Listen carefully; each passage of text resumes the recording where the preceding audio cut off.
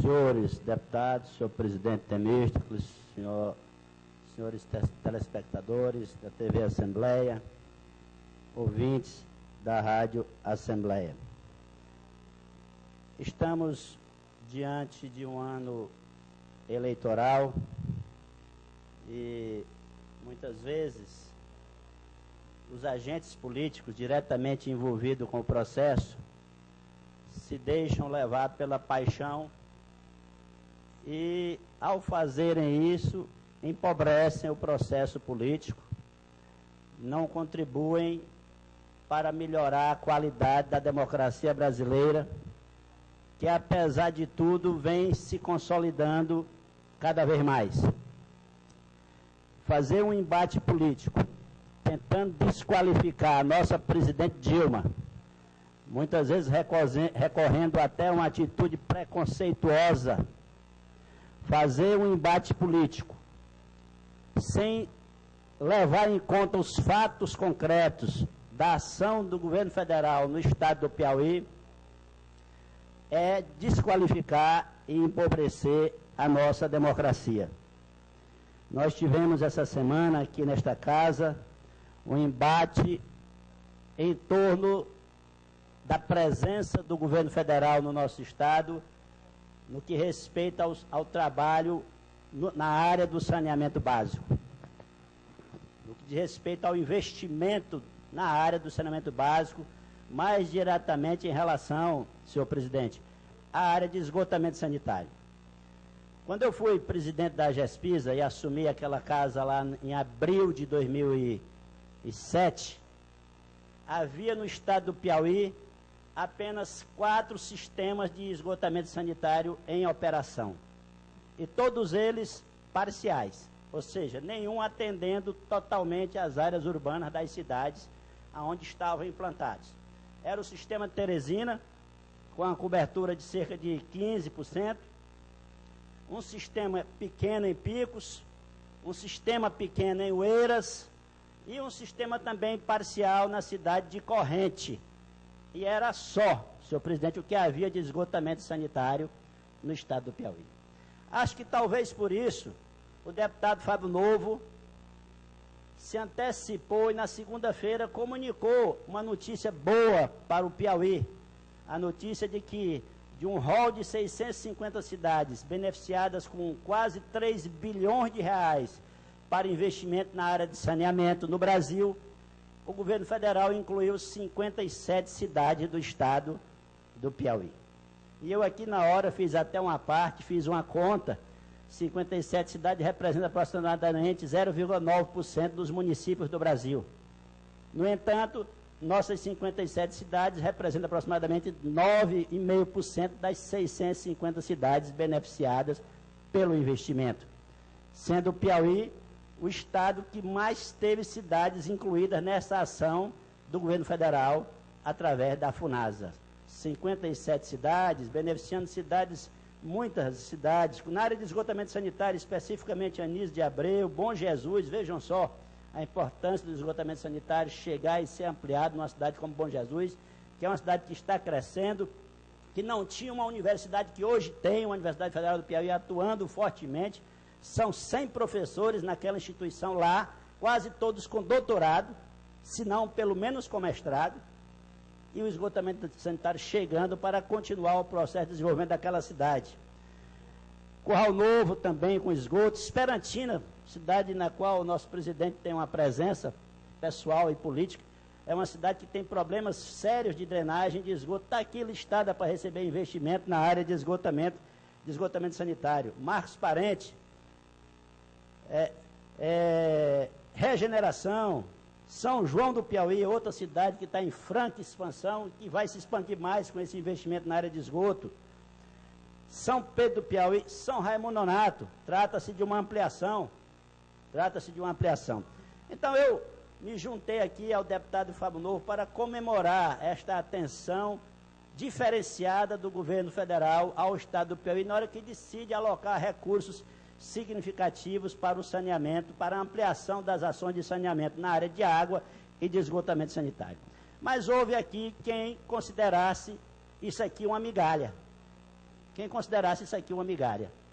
Então, eu digo, bom, e como é que está a presença, a questão do esgotamento sanitário do nosso estado hoje? O que está em andamento?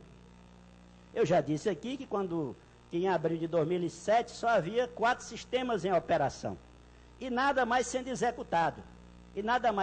A partir daí começou um trabalho que nos autoriza a dizer o seguinte: o Piauí entrou na área do saneamento básico no que respeita a esgotamento sanitário a partir de 2007 e 2008. Portanto, a partir do segundo governo Lula, e continua ampliando a sua ação na área do esgotamento sanitário no governo da nossa presidente Dilma. Outro dia nós tivemos aqui, senhores, a presença da Codevasf falando da sua ação no estado do Piauí. Nesse momento, a Codevasf está executando a implantação de 14 sistemas de saneamento básico no estado do Piauí. Um investimento total de 258 milhões de reais. Nas cidades de Madeiro, Luzilândia, Joca Marques, Porto Alegre, Uruçuí, Ribeiro Gonçalves, Santa Filomena, a própria Codevasf contratou e está executando as obras. Nas cidades de Ilha Grande, Porto, Murici dos Portelas, União, cidade grande, vizinha aqui à nossa capital, Amarante, Guadalupe, a Codevasf transferiu os recursos para o governo do estado fazer as obras através da Agespisa. E na cidade de Floriano, a nossa Princesa do Sul, uma grande cidade do centro do Piauí, a prefeitura recebeu os recursos para fazer a implantação, deputado Henrique Ribeiro, do sistema de esgotamento sanitário e está fazendo isso. Então são aqui mais 14 cidades onde os sistemas já estão sendo implantados. Olha só, nós só tínhamos 4 em operação em 2007. Só de uma lapada a Codevasf está implantando em 14. Funasa ontem anunciou mais 150 milhões para essa área em várias cidades. Ministério das Cidades, na primeira etapa do PAC 1, Ministério das Cidades transferiu para o governo do estado em julho de 2007 23 milhões para investir no sistema de Parnaíba. E para a prefeitura de Parnaíba 53 milhões. Essas obras estão aí, eu já deixei essas obras em execução, no caso da parte do governo do estado. A prefeitura também começou ainda no governo do José Hamilton, e hoje Parnaíba já está com quase a metade da cidade abrangida por um sistema de esgotamento sanitário, e o trabalho continua para que a capital do nosso turismo piauiense possa ter quase toda a sua área urbana e no futuro toda a sua área urbana atendida pelo sistema de esgotamento sanitário. E Picos, cidade dinâmica do centro do Piauí, a capital do nosso semiárido. Picos, em agosto de 2007, teve selecionado um projeto, um convênio de quase 6 milhões de reais para a prefeitura começar a implantar o sistema de esgotamento sanitário. Em novembro de 2010, mais 10 milhões e 500 mil reais para ampliar o sistema de esgotamento sanitário. O sistema já está funcionando. É por isso que o centro de Picos não é mais fedido como era antigamente, porque tem um sistema de esgotamento sanitário funcionando na cidade de Picos. Piripiri, cidade grande, lá do deputado Marden, também recebeu recursos em dezembro de 2010, 20 milhões, não a prefeitura propriamente, o governo do estado teve, do governo federal, através do Ministério das Cidades, 20 milhões para implantar o sistema de esgotamento sanitário de Piripiri. Teresina, eu deixei 2 contratos assinados com a Caixa, um no valor de 60 milhões de reais, outro no valor de 42 milhões de reais para o esgotamento sanitário da Zona Sul, que uma vez executados e colocados em operação, vão ampliar a cobertura da nossa capital para aproximadamente 50% de esgotamento sanitário. Só aqui do Ministério das Cidades dá 221 milhões de reais nesses casos aqui. E a Funasa, na primeira etapa do PAC 1, do PAC 2, que o que o Fábio Novo anunciou aqui, e que está nos jornais, é a segunda etapa do PAC 2. Os recursos estão sendo alocados agora. Mas na primeira etapa do PAC 2 já está em operação. Os sistemas já estão sendo implantados há algum tempo. Eu nem consegui anotar todos, mas os que eu consegui anotar, destaque aqui. Barras, dezembro de 2011, recurso da ordem de 7 milhões e 500 mil para o Estado. Bom Jesus, dezembro de 2011, 9 milhões para a própria prefeitura. Água Branca, visitei a cidade e vi a obra em implantação. 11 milhões, recurso de dezembro de 2011. Inhuma, para a prefeitura, 3 milhões, dezembro de 2011. Joaquim Pires, quase 11 milhões, dezembro de 2011, obra iniciada durante a minha gestão na Secretaria das Cidades. Um convênio entre a FUNASA e o governo do Estado, através da Secretaria das Cidades. Marcos Parente, a Prefeitura, novembro de 2007, 2 milhões e meio.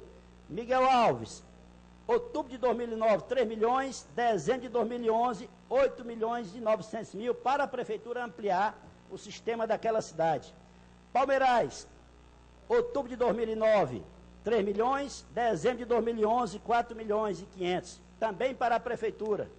Paulistana, novembro de 2007, 4 milhões e 600 para a Prefeitura. Pedro II, dezembro de 2011, 7 milhões e meio para o Governo do Estado.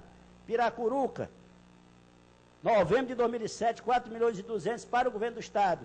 E São Raimundo Nonato, dezembro de 2011, 4 milhões e meio também para a Prefeitura ampliar o sistema da capital do nosso turismo arqueológico, que é São Raimundo Nonato. Então, senhoras e senhores, totalizando tudo isso aqui, nós chegamos a recursos da ordem de quase 850 milhões de reais sendo investidos pelo governo federal, ou ele próprio diretamente através da Codevasf, ou transferindo para a prefeitura ou para o governo do estado, por meio da FUNASA, ou por meio do Ministério das Cidades, ou da própria Codevasf, fazerem as obras de esgotamento sanitário, de sorte que, eu acredito que no máximo em 1 ano e meio, 2 anos, a gente não mais poderá dizer que o Piauí tem uma presença irrisória em matéria de esgotamento sanitário. Que o Piauí terá, de fato, uma grande quantidade de cidades atendidas por esse serviço, que é um serviço de saúde. Então, o que eu quero pedir à oposição ao governo federal é que faça uma crítica que possa se sustentar nos fatos, que evite um discurso apenas de época de eleição, porque isso empobrece a nossa democracia. Querer criar um clima de intriga entre a presidente Dilma e as prefeituras, em razão das dificuldades das prefeituras, sem considerar os fatos que levam a essas dificuldades das prefeituras, não é ter uma atitude de quem quer aprofundar o debate democrático na nossa sociedade. As dificuldades das prefeituras decorrem, de um lado, da correta decisão da Constituição Federal de transferir atribuições para as prefeituras, e, de outro lado, da incorreta incapacidade do Congresso Nacional fazer uma reforma tributária que transfira mais recursos para as prefeituras. E aí, a gente tem alguns exemplos para mostrar que essa dificuldade é uma dificuldade coletiva. Vejam, por exemplo, o caso do e-comércio, o comércio feito através da internet. O Piauí não tem nenhuma empresa que trabalhe no e-comércio para vender nossos produtos lá fora. Então, nós participamos do e-comércio como clientes, como compradores. O cidadão aqui quer comprar um produto eletrônico, liga aí para uma operadora da internet e compra um produto que vem lá de São Paulo. Todo o ICMS fica no estado de São Paulo. E o Piauí apenas com as despesas. Claro, o cliente fica com o produto, tem atendido a sua necessidade, mas a prefeitura vai cuidar do lixo que aquele produto gera, sem ter o imposto. O Estado cuida das estradas, porque esse produto caminhou nas estradas através dos caminhões, sem também ter os impostos. Agora pergunte, o Estado de São Paulo concorda em mudar a legislação tributária para que o e-comércio, o ICMS, seja dividido entre o Estado que compra e o Estado que vende? De jeito nenhum. O Estado de São Paulo, que não é governado pelo PT, é governado pelo PSDB há séculos sem fim, amém, não concorda em mexer na reforma, na tributação, para que o e-comércio gere o ICMS e seja dividido de maneira justa entre o Estado que produz e vende e o Estado que compra. De outro lado, o Conselho Fazendário Nacional, que é composto por todos os secretários da Fazenda, é um órgão importante, mas só decide as coisas por consenso. lá tem que ter unanimidade. Ora, quem tem que decidir coisa por unanimidade só decide coisa tranquila, coisa fácil, coisa que não prejudica ninguém. Na hora que tem que decidir uma matéria polêmica, não tem consenso, basta um secretário da Fazenda de qualquer estado levantar a mão, não concordo, acabou. Então é um órgão inócuo em matéria de reforma tributária, o Conselho Fazendário, o Colegiado Nacional dos Secretários da Fazenda, por conta desse idealismo exagerado de querer resolver as questões todas na base do consenso. Então, se a reforma tributária não é feita, não é por culpa da presidente Dilma, é principalmente porque os estados mais poderosos, São Paulo, Minas Gerais, Rio de Janeiro, nenhum deles governado pelo PT, são contra a reforma tributária. São contra a reforma tributária, deputado Henrique Ribeiro. E botam lá seus deputados, seus senadores, para boicotar qualquer ação no que diz respeito à reforma tributária. Por isso, os prefeitos têm que ter uma ação mais incisiva sobre o Congresso Nacional, sobre o próprio Supremo Tribunal Federal. Os prefeitos têm que ter uma ação mais incisiva. Não basta apenas ficar indo cobrar mais 1% no fundo de participação dos municípios, como eles costumam fazer, senhor presidente. É preciso fazer uma marcha séria rumo ao Supremo Tribunal Federal para acabar com essa pouca vergonha de uma ministra sozinha sentar numa votação do Congresso Nacional inteiro. Estou falando aqui do caso dos royalties. Estou falando aqui no caso dos royalties, que o Congresso Nacional aprovou por diversas vezes, transferindo importantes recursos para os estados, para as prefeituras, e uma única ministra deu uma liminar para o Rio de Janeiro, impedindo a aplicação da lei. Isso não é democracia. Eu acho que o Supremo Tribunal Federal está exorbitando nas suas atribuições. E os prefeitos, e eu acho que nós parlamentares também, ainda não tomamos as atitudes mais duras que precisamos tomar em relação ao Supremo Tribunal Federal. Nós precisamos ser capazes de dizer para eles que não é o fato de serem ministros do Supremo que os torna senhores da verdade e senhoras da verdade. Inclusive fazendo manifestações de grande porte lá no Supremo Tribunal Federal. Acho que os prefeitos têm que fazer. Estou aqui à disposição para participar de alguma manifestação séria nesse sentido. Então, senhoras e senhores, a minha fala, embora às vezes pareça um pouco apaixonada, mas ela é a fala de uma pessoa que se sente comprometida com o seu partido. Eu sou fundador do PT, tinha 18 anos quando entrei no PT, a convite do professor Antônio José Medeiros. Então, quando atingem o meu partido de uma maneira que eu considero injustificada, não há como eu não me sentir ofendido e por isso venho aqui manifestar. Não é correto comparar, deputado Edson, a economia do Brasil com a economia do Peru. O Brasil tem que ser comparado com os países mais ricos do mundo. O Brasil é a 7ª economia do mundo. O nosso crescimento econômico tem que ser comparado com os Estados Unidos, com a Alemanha, com o Japão, com a China, com a Rússia, com os 10 maiores países, ou pelo menos com os 20. Porque economia grande, a partir de um certo momento, ela passa a ter dificuldade de continuar crescendo. Então, não é correto pegar o crescimento de um país grande e comparar com um país pequeno. Os países pequenos têm mais facilidade de crescer em termos percentuais. Ou não, deputado? Os países pequenos têm mais facilidade de crescer em termos percentuais. A história da economia mundial mostra isso. A Europa como um todo está crescendo cada vez menos, historicamente. Não é só em época de crise, não. Mesmo em época que não é de crise, os indicadores de crescimento da Europa são todos pequenos. Então o Brasil tem que ser comparado com a Europa, com os Estados Unidos, com o Japão, com a China. E quando coloca o Brasil em comparação com esses países, nosso crescimento econômico nos últimos 12 anos está sempre muito bem posicionado como um dos países que mais tem crescido entre os grandes países do mundo. É essa comparação que eu quero. Não vale a pena pegar a seleção brasileira e botar para jogar contra um time de várzea. Não dá para fazer isso. A seleção brasileira tem que jogar contra a seleção da Alemanha, jogar e ganhar, como vai ganhar na Copa do Mundo. Eu sou um cara convicto e otimista. Eu não aceito esse clima de um Piauí que não tem jeito, de um Brasil que não tem jeito, de gente que vive sonhando com a Europa e com os Estados Unidos como se fossem os grandes modelos para a nossa sociedade. Eu aceito um Brasil real, que tem muitos problemas para resolver, mas é um país que está crescendo, enfrentando os seus problemas. Uma parte, deputado Robert. Deputado Merlong. Ou não? Eu também concordo com Vossa Excelência, quando Vossa Excelência critica os ministros do Supremo Tribunal Federal, até às vezes a insensibilidade dele com as causas do Estado, do município, e a dificuldade que ele está impondo, inclusive, aqui no nosso Nordeste, no nosso Piauí. Mas é preciso ter a clareza, permite usar essa frase que é bem petista, Ou não? e dizer que o Supremo Tribunal Federal tem o rosto do PT. A grande maioria dos ministros ali foram colocados em governos petistas.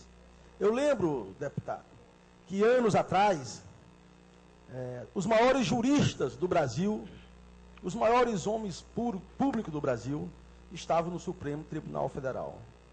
Eu lembro que olhar para o Supremo era olhar para o orgulho da nação brasileira. Eram homens que envergavam aquela toga, certo? Com toda a mágica que a magistratura exerce sobre o povo brasileiro. Mas ali o PT foi colocando um ministro, o PT queria uma mulher, não perguntou se ela era mais preparada, o PT queria um negro, não perguntou se era o mais preparado, o PT quiser um japonês, quiser um chinês. Então, essa caricatura que Vossa Excelência desenha aí no nosso Supremo Tribunal Federal é um desenho petista.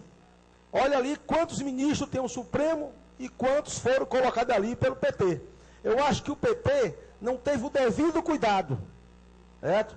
De se deitar, de analisar, de examinar, para colocar ali no Supremo Tribunal homens compromissados com o povo brasileiro, com a cultura do povo brasileiro, com a história do povo brasileiro. Eu acho que essa é a dificuldade do Supremo Tribunal.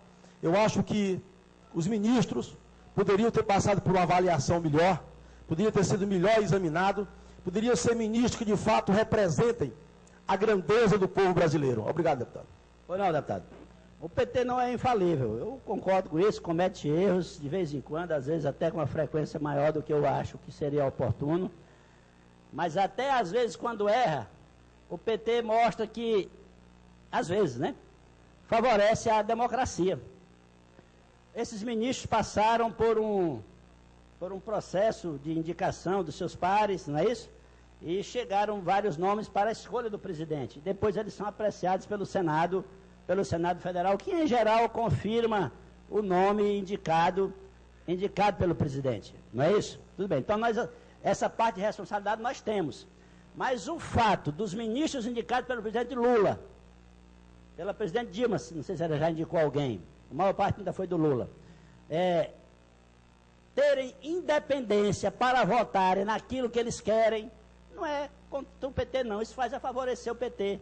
Isso mostra que o PT não implanta um sistema homogêneo de poder e de domínio das instituições. O PT tem apenas a parte do poder que o povo lhe concedeu. É o cargo de deputado, estadual ou federal, de senador, de governador, de presidente, tem apenas essa parte do poder.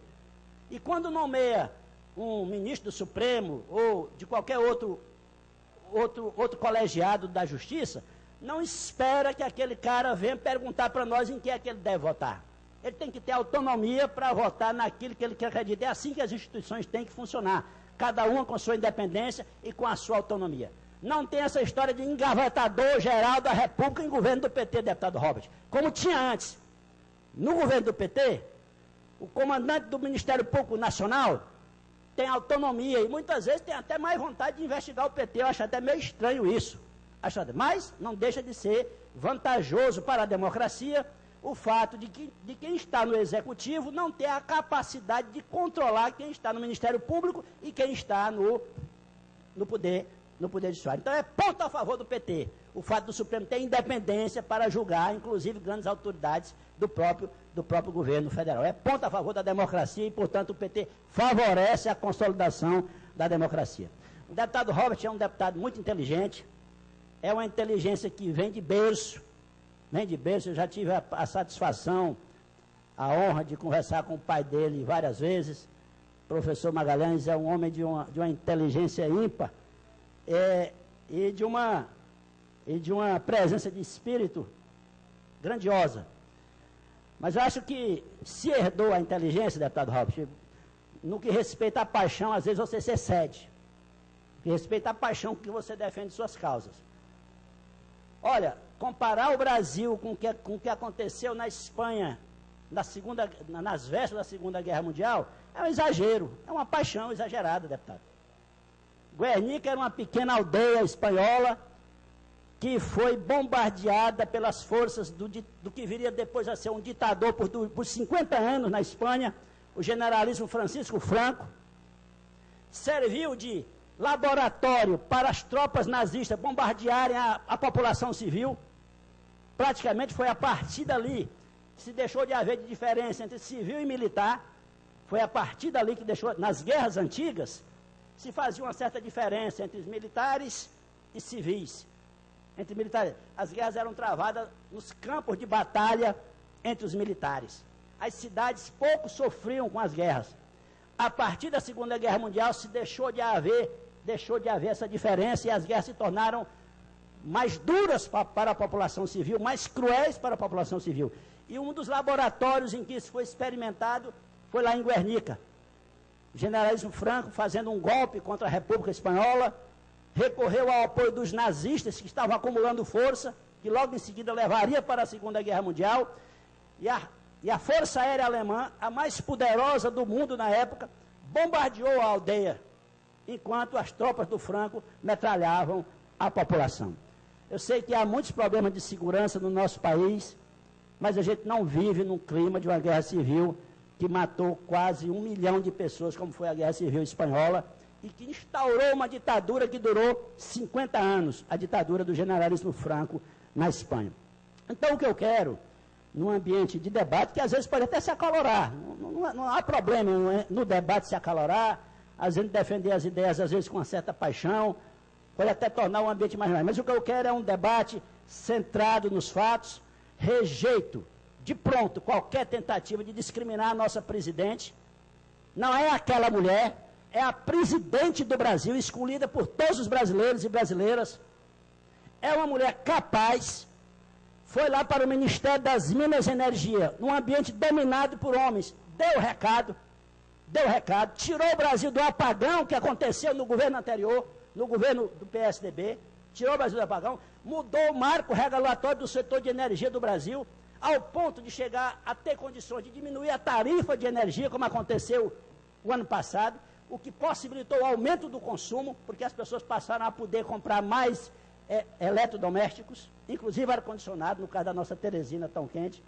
Então, é uma mulher que honra o Brasil como presidente da República, pode sentar em qualquer colegiado internacional e sair de cabeça em pé. Muito obrigado pela atenção, bom dia.